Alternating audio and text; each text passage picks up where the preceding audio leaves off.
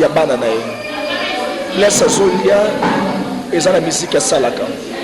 C'est un célèbre, on célèbre dans notre pays. Il mange que na koyemba, il mange que na makambo côté ya wana. Alors les lois qui moi si na ye moko yanda ko a décidé de détruire jusqu'à ce niveau-là, a pensé quand même na bana. Tu vois, à penser quand même na bana. Moi je pense que vous allez mieux à stopper la bloc on même à table interview à stopper. Attention ba kabona dans les milliards de tout ça bana nzambe. Bible on est sur sabiso. Bible est sur sabiso. Tout ça m'a bien m'a bien. C'est ça ce que Bible nous enseigne. Si elle est aussi chrétienne, elles doivent comprendre aussi il y a quoi appliquer aux des principes chrétiens. N'hésitez pas à liker la vidéo si elle vous plaît et si vous êtes nouveau sur la chaîne, n'oubliez pas de vous abonner et d'activer la notification pour ne rater aucune de nos prochaines vidéos. On commence. Bonjour cher Internet, moi votre humble servante Solange Mboyo, j'ai une grande plaisir de vous recevoir pour vous aujourd'hui, un homme dédié. Il est aussi mon papa vraiment dans un enseignement ya koyambe to ba kosola makamune ezoleka na mboka eloko eza vraiment ezo circuler na ba réseaux sociaux na biso partout dans le monde entier vraiment na enseignement lelo ya koyamba bongo za papa nanga vraiment na zo bengi déjà à Kota. Bonjour papa. Bonjour à tous les spectateurs de social media, tous les réseaux sociaux dans le monde entier. Nous sommes vraiment ravis d'être encore pour la première fois dans cette émission et présenter avec notre charmante maman Solange. En tout cas, que Dieu vous bénisse. On n'a pas trop à parler. Merci beaucoup. Vraiment kaka ndenge na lobby vraiment au hasard papa langa vraiment na zane sengo vraiment et puis na année oyo na moi oh vraiment invité na nga liboso na émission na nga bongo vraiment mosal na nzambe vraiment za plaisir à makasi pour na nga vraiment na ko recevoir ye na plateau na biso papa ba tobele ba otala yo ba na poto monde entier ba zotala yo ba ami ba connaissance mso botanga na bango moi ba ne pe belé se ko se présenter le sous ba ye ba yo ngai naza Zamsala Nzambe, premièrement, et prophète David, et je suis aussi le chanteur de Dieu. Nous sommes en Afrique du Sud, à Johannesburg, particulièrement dans la ville, il y a Orange Grove, des places où ça peut évoluer. Je suis le senior pastor, il y a l'église TJC Ministry, et avec une mission internationale pour impacter le jeune africain. C'est ici qu'on est en train de travailler. Alors, Dieu nous a bénis, malgré on n'est pas nombreux, mais nous sommes en train de battre un travail si puissant ici. Cela n'est pas facile. Mais nous allons l'effort, afin que nous allons nous qui de Je suis aussi le père de la famille. Je suis marié avec ma très charmante femme Barry Bwambala et avec nous avons eu une fille par le nom de Mika. Alors en tout cas c'est bon et toutes choses vont très bien, donc Dieu nous fait grâce, tout ça peut évoluer très bien. En tout cas merci. Vraiment papa, question nanga liboso ezakaka par rapport ya ba rumeur oyo et puis eloko eko ningisa sur internet makasi par rapport ya évangéliste Mike Kalambay na ex femme na ye Peniel na ebité tant que homme de Dieu makambo wana tango zomona na réseaux sociaux likambo ni noko loba par rapport ya Mike Kalambay par rapport ya évangéliste Mike Kalambay. En tout cas ça fait très mal. Et premièrement, pour moi, ils ont un sujet très sensible à toucher. J'avais même pas eu besoin de Yako le Belango, mais quand tu m'avais parlé de ça, j'avais aussi aimé Yako participer, de mettre ma brique dans cette construction pour détruire l'image du serviteur de Dieu. En tout cas, l'évangéliste Mike, c'est quelqu'un que je regardais à la télé vraiment longtemps. Quand il chantait, il fait très bien son œuvre, il travaille très bien dans l'œuvre de Dieu. En tout cas, j'ai toujours aimé son travail. C'est un homme de Dieu, Azali fierté pour pas seulement la communauté congolaise, mais Azali aussi fierté, il y a toute l'Afrique. Alors, ce qui se passe maintenant dans les réseaux sociaux, moi particulièrement, je n'aime pas ça parce qu'il y a beaucoup de faux. Il y a beaucoup de gens au bazo téléma avec des armes pour détruire le serviteur de Dieu. Ngai n'a koki jamais ko téléma pour participer et c'est qu'à bateau bazo linga ba détruire un héros de Dieu. En tout cas, il faut quand même te penser à des bonnes œuvres que ces serviteurs de Dieu bazo sala pour namboka na biso.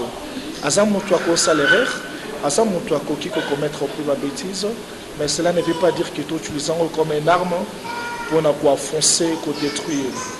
Voilà pourquoi la Bible dit, quand les héros sont tombés, qu'en font les justes? Alors nous, étant que des justes, les hommes de la foi, quand des héros, venant par le diable, tout consort, qu'est-ce que nous faisons? Nous avons vu des soldats américains lorsqu'ils vont au combat, si l'un de ces soldats reçoit un balle, à Roti Kayete, à la Lawana, et pour la Bénémi, pour continuer pour achever. Au moment un soldat américain, malgré mon inga n'a balle, a reçoit tchèra mukongo. Azo continuer à combattre, à commémorer na quand à quelque chose pour nous soigner. Frère Michael Kamboué lié, aux ezali soni, ils appellent bien te, yakoyoka yango na matoi, on dengue moi sinaza koloba. Mais biso siko, qu'est-ce que nous faisons? Tous participer na nini, tous ana pour nous conforter, tous ça la nini na katswana. Vous voyez?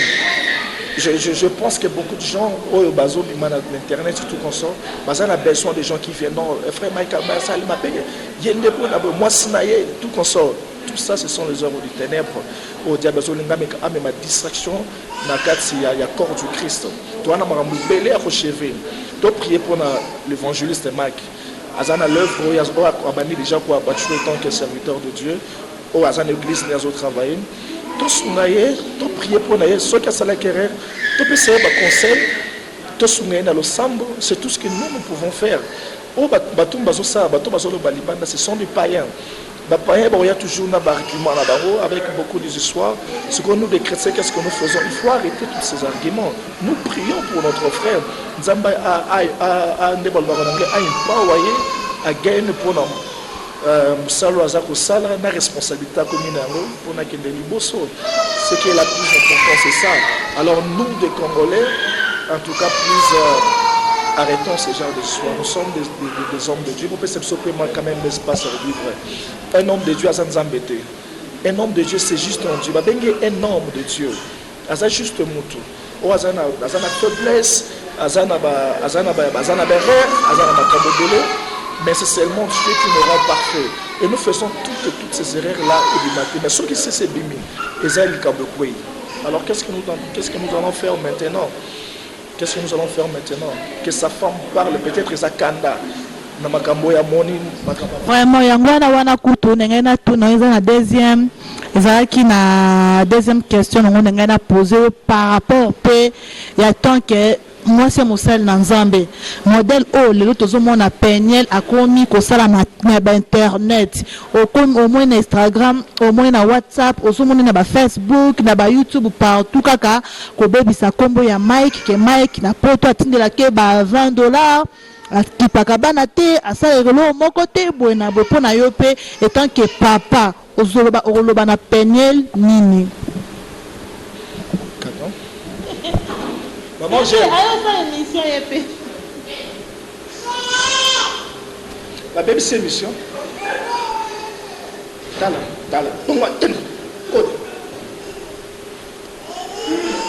La bébé c'est mission.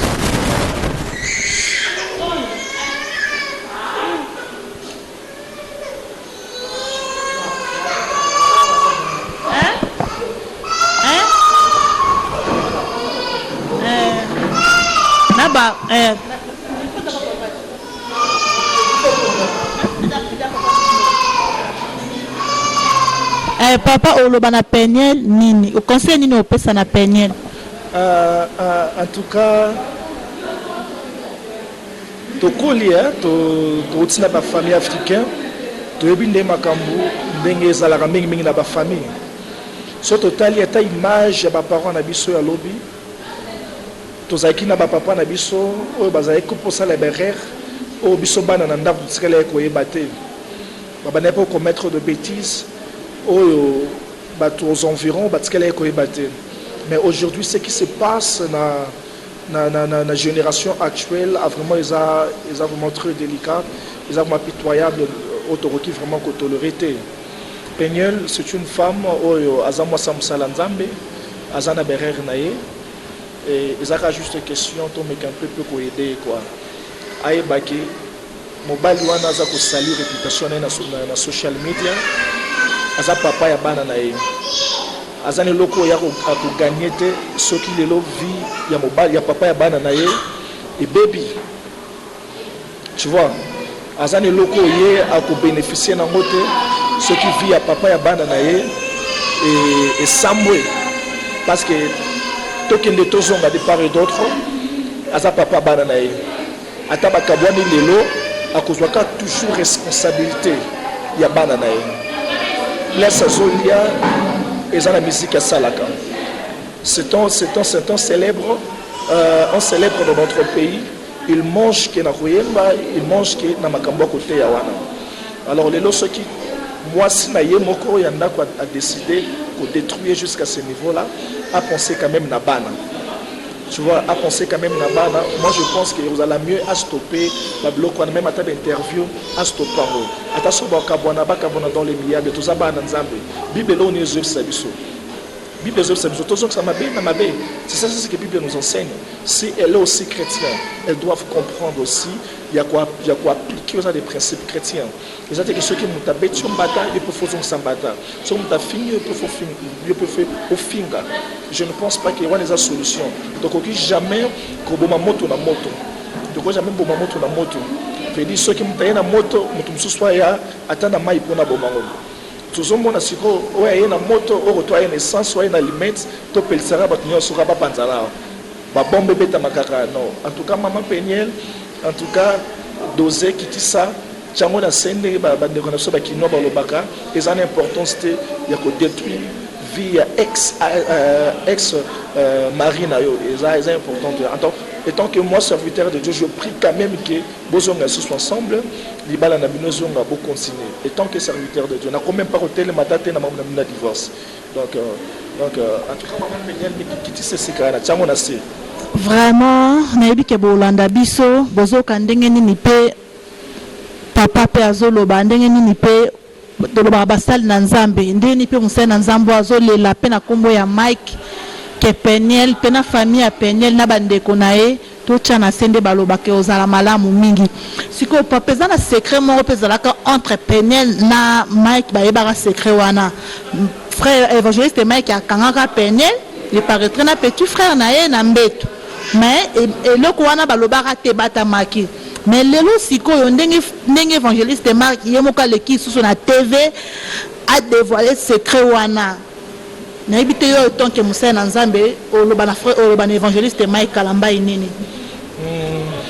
En tout cas je n'ai pas trop des informations par rapport au ebisingana nazoka en cas tu viens pas bateau. En tout cas makambo leka na social media sur 100% des informations au mingi pour la carte au total de mon attente sur 80% bien 90% ils en ont pas mensonge. Alors si réellement le frère Mike a fait ce genre des histoires, en tout cas je ne sais pas qu'est-ce que je peux dire là à l'intérieur. C'est vraiment ce n'est pas bon, ce n'est pas bon. En tout cas nous avons sur un cas seulement libala nyoso za na ba secret ya mabe comme ya malamu. Alors ceux qui a décidé de ça la bongo n'habite quelles sont les raisons lui a poussé à faire ce genre d'histoire et pourquoi a fait ça tout consort. Alors en tout cas étant qu'une église tout son bango ils a couple bazo qui est en crise, c'est un couple célèbre bazana kata crise en tout cas tout soutenir bango dans la prière. Mais ce qui se passe avec son petit frère, avec sa femme tout consort, en tout cas dans les micros, il y a beaucoup plus de commentaires là à l'intérieur parce que je n'ai pas trop d'informations par rapport à cela. On n'a jamais affirmé que c'est vrai ou c'est faux, tout comme ça, je ne peux pas. Alors, que Dieu l'aide, que Dieu les aide vraiment. On a vraiment besoin que ça soit là-bas. Papa, ce n'est pas un conseil parce que, et comme il est un conseil, on peut ça vraiment donc, tant que serviteur de Dieu, il peut serviteur de Dieu. On peut ça, Mike Kalamba, conseil. Conseil nini oyo kokolo bana Mike Kalamba par rapport ya ba makambo zo leka ya yena no ya foyer na ye et puis moi m'ke pe vie privée na ye ndenge ka pe ka évangéliste mec ndenge pe vivaka ba makamne kaka conseil ni nokoki opesa ye. En tout cas, c'est un homme de Dieu sans leader. Il connaît ce qu'il est en train de faire. Il a des secrets où plusieurs personnes vont éviter. Alors, étant qu'un enfant de Dieu, quand des choses pareilles arrivent, c'est que moi je peux juste lui dire à prier, à louer la face de Dieu, que Dieu garde, que nous avons bombaye dans ces surtout. Mais quand ce genre d'histoire arrive souvent à un homme de Dieu, ils ont un cas pour l'élévation. Peut-être derrière toutes ces choses, nous avons préparé à venir encore. Alors, ce qu'il peut faire, c'est juste à c'est ce qui est la plus important. Ceux qui ont bien se justifier, les journalistes vont repousser, solution aux alatés.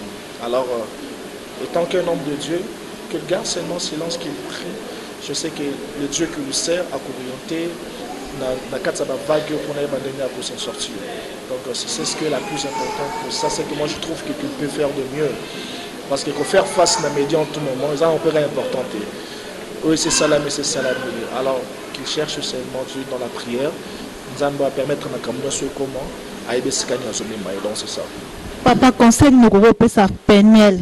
Tant que Azama nous peut moana.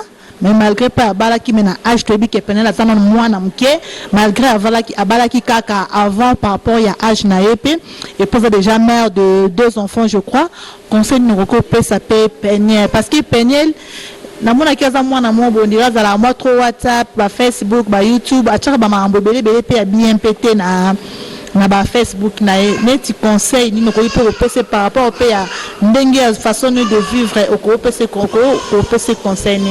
Moi je dis toujours même à l'église surtout à des jeunes filles que tout ce que nous faisons dehors même sur WhatsApp nous vendons notre image. En tout cas merci beaucoup. Tu as presque tout dit. Zamba Pambola Pambola Bino Makasi on a peut-être pour une émission que la grâce de Dieu et accompagné bino lobby pe comme appelé chaîne au robeni libota et belé surtout na ba concert aux autres passagers mais ça je te vois toujours en église mais na habité européen ça ba concert petit niveau donc c'est côté à PSG donc je mets ça alors continuer avec ce genre des histoires to combattre des anti-valeurs na Facebook na ba social media nous surtout to combattre des anti-valeurs et pour permettre que to construire société mo ya bien. Parce que si on a des belé, si on a des réseaux sociaux en Afrique du Sud, on a des poteaux par-ci par-là, au monde qui a des social media, violence et amakacité. Ben jure, ils ont vraiment des gens se contrôlent. Hein? Les gens amènent une certaine maturité dans les réseaux sociaux, c'est seulement si on a Congo, contrôle les AT, il y a les réseaux sociaux. Contrôle les armements aux hommes même dans le président Mboka a créé un compte sur le Kuta, baniko finga ba président, baniko finga ba tout, baniko finga ba salanzambe ko kosila makambu donc contrôle les actes donc opère yoka bomba tout pe ba commence injurier tout ensemble donc ko finga na kata ya ba réseaux sociaux et comme le rôle là bonjour et comme le rôle là soki ndenge on a réalité bo sokuta na mutu wana akosa makambo wana te en tout cas peuple congolais bande ko na biso te se contrôler et ça et le côté zui nzamba pambo biso otoko se communiquer to kutana batukala tout tu sais na forme wana pour la connaissance pour la koyeba pour la kotanga bat mususu ba otanga kana kata social media ma mususu ebekte ayebela on est sur zo pesa ba conseil mutu mususu tamso na famille na yati kalo zo ba conseil modèle hotel maintenant zo pesa conseil ça là que ayeba ndeni ya ko se contrôler na mariage no ekoya lobby en tout cas plus bande ko ngai de se contrôler la social media contrôler les athées le roi qu'on a présidence à la raté les amboka mwana na mwana mutu na mto sama mnosi na ndenge na la loi de la jungle. Donc lion sogas a tomboki allié mboloko mboloko soka tomboki allié koba donc mboka sanga loi social media en tout cas nzamba sunga biso. Vraiment merci oh c'est pour une émission tikato pesa merci vraiment na kini ya bana kini oh pe bo misana ka ko critiquer ndenge bo misana critiquer donc bo critiquer ka biso na kati ya kini ya bana kini N'hésitez pas à liker la vidéo si elle vous plaît et si vous êtes nouveau sur la chaîne, n'oubliez pas de vous abonner et d'activer la notification pour ne rater aucune de nos prochaines vidéos. On commence.